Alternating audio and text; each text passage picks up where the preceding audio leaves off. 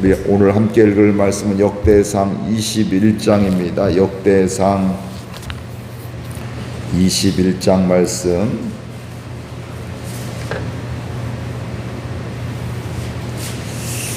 역대상 21장 우리 함께 교독하겠습니다. 사단이 일어나 이스라엘을 대적하고 다윗을 충동하여 이스라엘을 계수하게 하니라. 다윗이 요압과 백성의 지도자들에게 이르되 너희는 가서 브엘세바에서부터 단까지 이스라엘을 계수하고 돌아와 내게 보고하여 그 수요를 알게 하라 하니, 요압이 아뢰되 여호와께서 그 백성을 지금보다 100배나 더하시기를 원하나이다.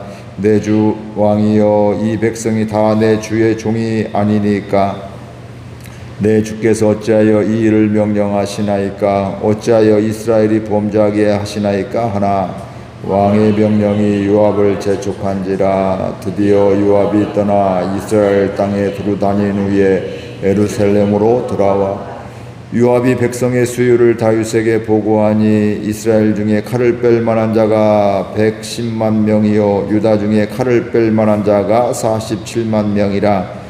요압이 왕의 명령을 마땅치 않게 여겨 레위와 베냐민 사람은 계수하지 아니하였더라. 하나님이 이 일을 악하게 여기사 이스라엘을 치심에 다윗이 하나님께 아뢰되 내가 이 일을 행함으로 큰 죄를 범하였나이다.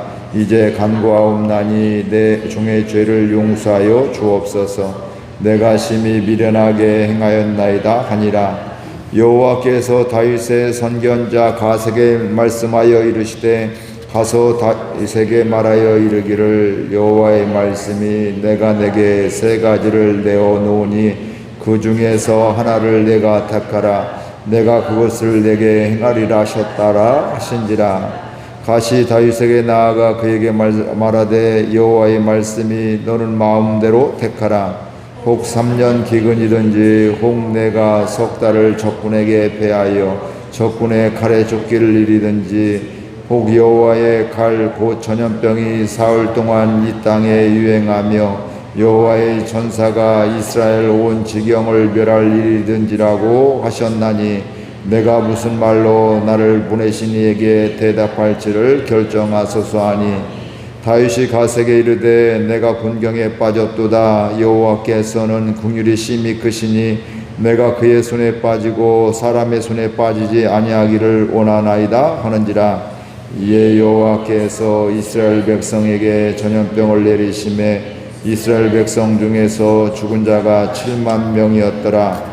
하나님이 예루살렘을 멸하러 천사를 보내셨더니 천사가 멸하려 할 때에 여호와께서 보시고 이 재앙 내림을 뉘우치사 멸하는 천사에게 이르시되 족하다. 이제는 내 손을 거두라 하시니, 그때 여호와의 천사가 여부수 사람 오르난의 타작마당 곁에 선지라. 다윗이 눈을 들어 보매 여호와의 천사가 천지 사이에 섰고 칼을 빼어 손에 들고 예루살렘 하늘을 향하여 편지라. 다윗이 장로들과 더불어 굵은 배를 입고 얼굴을 땅에 대고 엎드려 하나님께 아뢰되어 명령하여 백성을 계수하게 한 자가 내가 아니니까 범죄하고 악을 행한 자는 곧 나니이다. 이 양떼는 무엇을 행하였나이까? 청하건대 나의 하나님 여호와여, 주의 손으로 나와 내 아버지의 집을 치시고 주의 백성에게 재앙을 내리지 마옵소서 하니라. 여호와의 천사가 가세에게 명령하여 다윗에게 이르시기를, 다윗은 올라가서 여부수 사람 오르난의 타작마당에서 여호와를 위하여 제단을 쌓으라 하신지라. 이에 가시 여호와의 이름으로 이른 말씀대로 다윗이 올라가니라.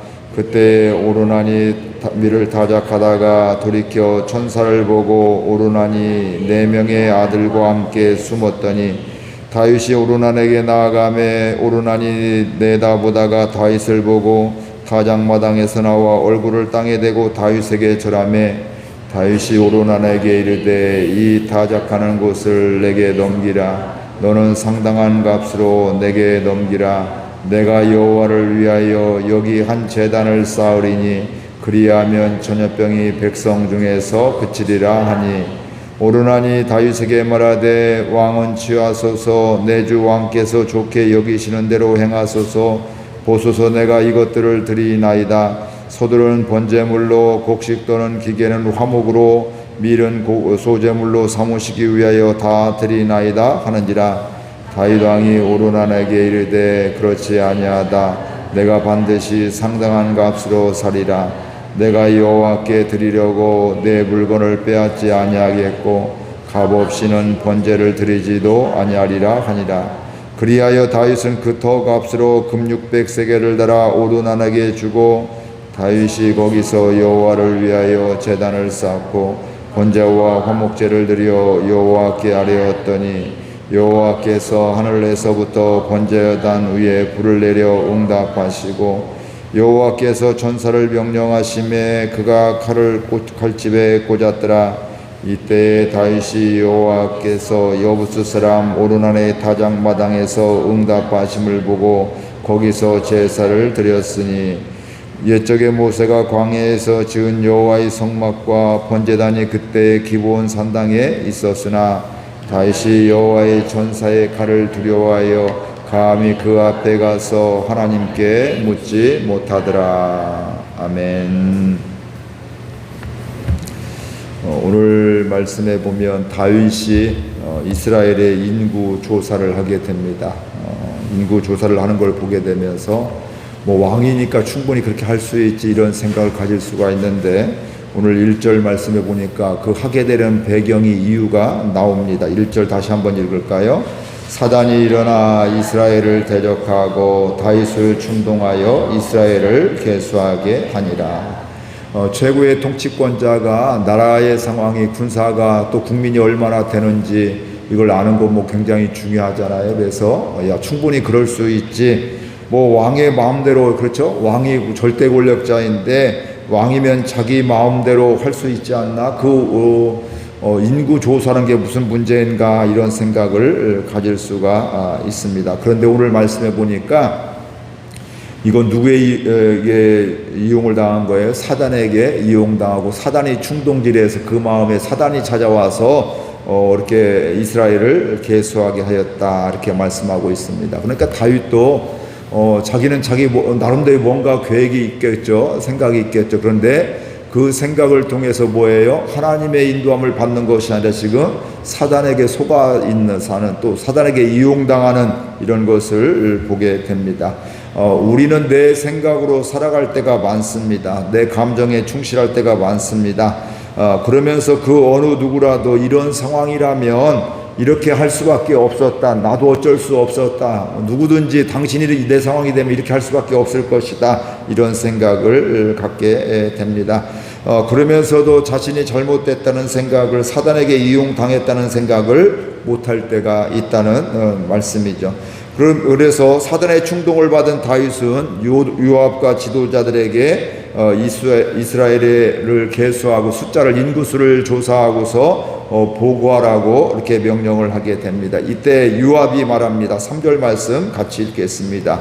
요압이 아뢰되 여호와께서 그 백성을 지금보다 100배나 더하시기를 원하나이다. 내 주 왕이여 이 백성이 다 내 주의 종이 아니니까 내 주께서 어찌하여 이 일을 명령하시니까 어찌하여 이스라엘이 범죄하게 하시니까 하나.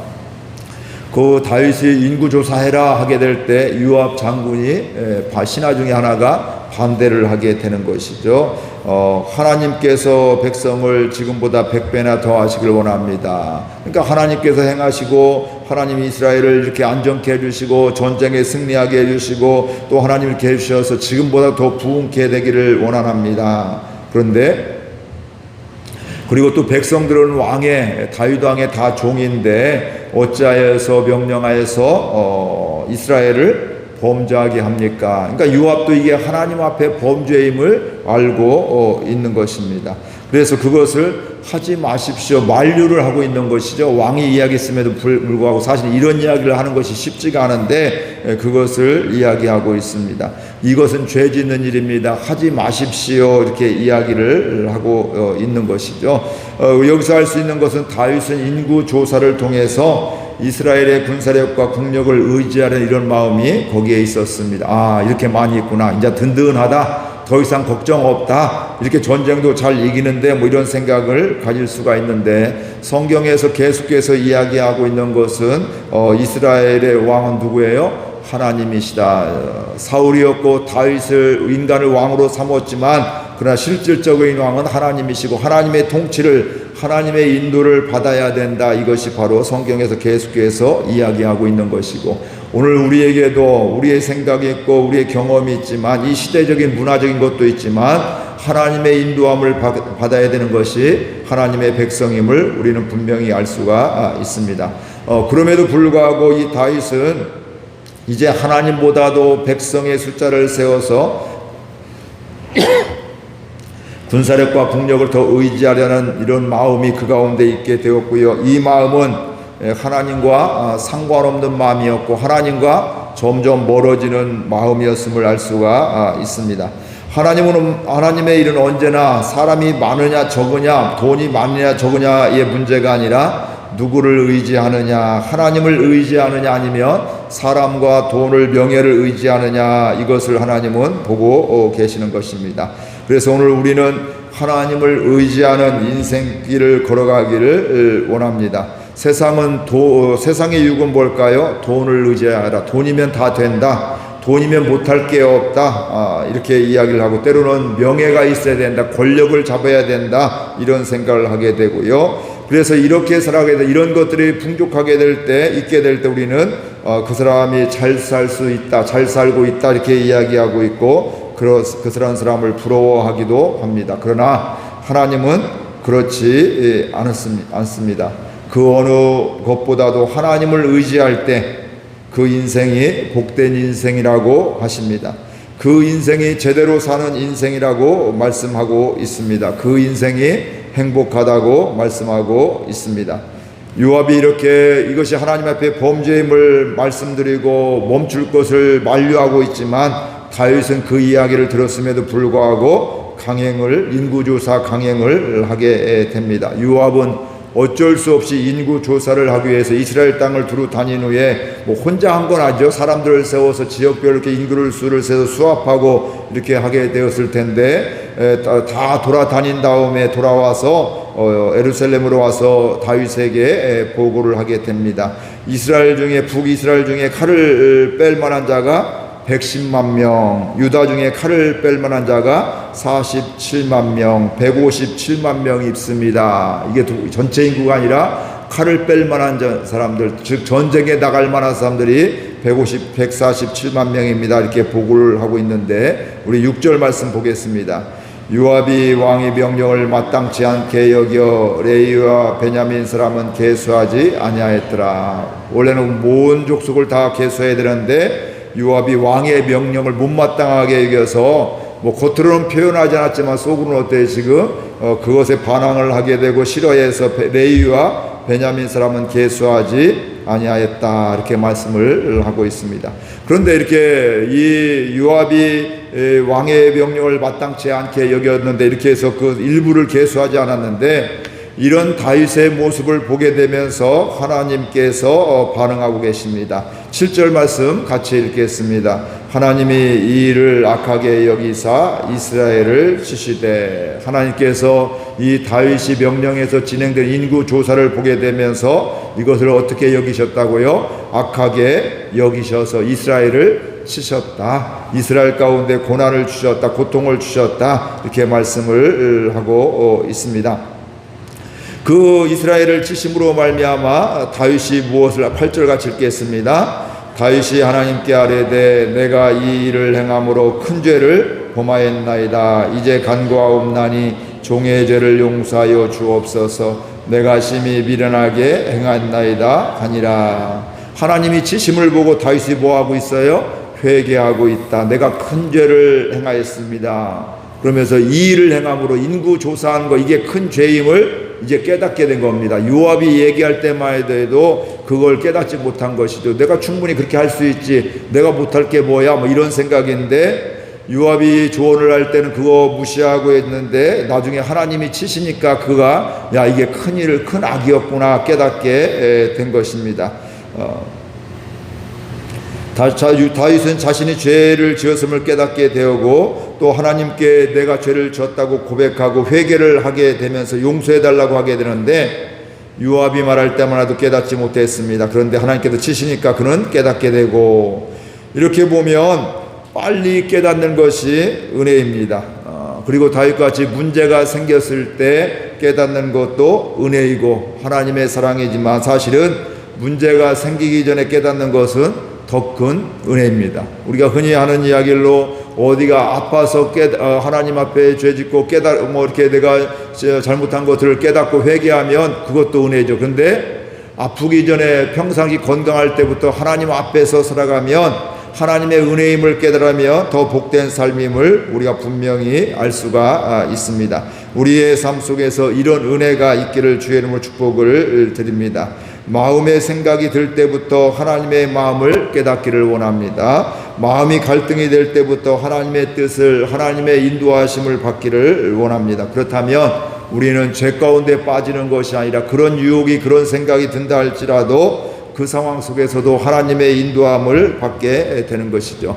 오늘 다윗의 이야기인데 다윗의 또 다른 것이 있잖아요. 밧세바를 범하게 될 때도 자기는 잘못한 걸 모르잖아요. 그렇죠? 잘못한 걸 모르게 나중에 또 나단 선지자를 통해서 당신이 그 사람입니다 하게 될 때 그때 깨닫게 돼서 회개하는, 선지자가 예화를 들어서 비유를 들어서 이야기함에도 불구하고 나와 상관없는 이야기가 됐는데 나중에 당신이 그 사람입니다 하게 될 때 그가 깨닫고 회개하게 되어지는 것들입니다. 다윗이 회개했는데 하지만 하나님의 징계가 또 있게 되었습니다. 그래서 갓 선지자를 통해서 세 가지 재앙 중에 택하라고, 다윗에게 택하라고 이렇게 선택권을 주게 됩니다. 3년 기근이든지 3년 동안 흉년이 들고 기근이 들든지 석 달을 적군에게 패하여 적군의 칼에 쫓기든지 도망 다니든지 아니면 전염병으로 사흘 동안 이 땅에 유양하게 하는 것인지, 전염병으로 사람이 죽게 하는 것들 중 셋 중에 하나를 택하라고 할 때 다윗은 3일 동안 또 일어나는 전염병을 선택하게 되고요. 3일 동안 무려 몇 명이 죽냐면 7만 명이 죽게 되었다, 이렇게 이야기를 하고 있습니다. 7만 명의 죽음 앞에 다윗이 하나님께 아뢰는 말씀입니다. 17절 보겠습니다. 하나님께 아뢰되 명령하여 백성을 계수하게 한 자가 내가 아니니까 범죄하고 악을 행한 자는 곧 나니이다. 이 양떼는 무엇을 행하였나이까? 청하건대 나의 하나님 여호와여 주의 손으로 나와 내 아버지의 집을 치시고 주의 백성에게 재앙을 내리지 마소서. 3일 동안 그 전염병으로 7만 명이 죽는 것을 보게 되면서 하나님께 회개하면서 또 이야기하죠. 하나님, 명령하여 이 인구 조사를 하게 한 사람이 접니다. 그런데 내가 범죄하고 하나님께 악을 행하였는데 이 양떼들 이스라엘 백성들은 잘못한 것이 없는데 제가 잘못인데 왜 하나님 그 백성들까지 이런 어려움 등을 당해야 됩니다. 나와 내 가족에 대해서, 내 집에 대해서 바로 치시고 백성에게는 재앙을 내려주지 마세요, 이렇게 간구하고 있습니다. 그러니까 다윗은 그 문제 가운데서 자신을 분명히 깨닫게 되는 것이고요. 이렇게 또 여기서 우리가 알 수 있는 것은 지도자의 잘못은 공동체가 어려움에 빠지게 되는 것을 보게 됩니다. 나라라든지 교회도 마찬가지고 뭐 지역도 마찬가지고 회사도 마찬가지고 지도자의 잘못된 행동이나 판단 때문에 그 공동체는 어려움을 당하기도 하고 깨지기도 하고 고통을 당하는 이런 경우들도 보게 됩니다. 근데 다윗은 그걸 알았어요. 내 잘못입니다. 이 백성들은 한 게 없습니다. 내가 명령해서 한 것입니다. 내가 큰 죄를 졌습니다. 그러니 나를 징계하시고 나를 심판하시고 백성들은 재앙을 내리지 말아주세요, 이렇게 간구하고 있습니다.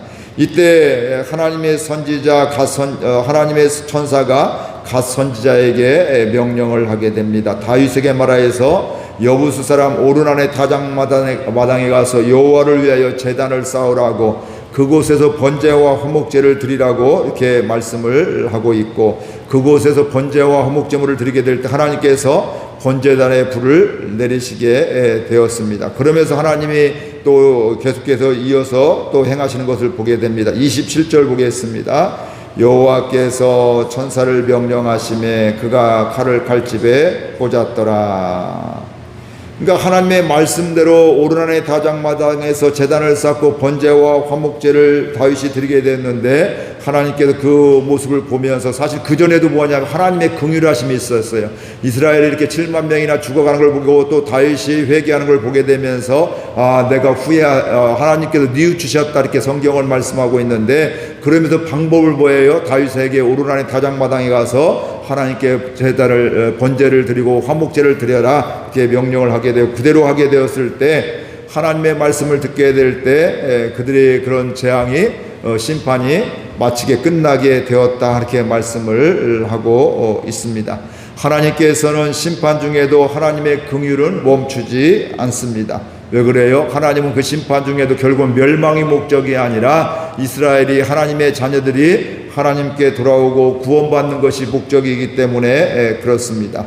그 하나님의 긍휼하심 때문에 오늘 우리가 하나님의 자녀로 살게 되고요. 그리고 그 하나님의 긍휼하심 때문에 우리가 때론 넘어지고 실수하고 다윗처럼 죄를 졌다 할지라도 그 하나님께 심판이나 하나님의 이 긍휼하심 때문에 결국은 우리가 하나님께 돌아오는, 내가 뭐 대단해서 회개를 잘해서 돌아오는 것이 아니라 하나님께서 긍휼하셔서 그렇게 깨닫게 해주시고 또 죄로 알게 해주셔서 하나님께 돌아오게 해주신 것을 우리가 알게 됩니다.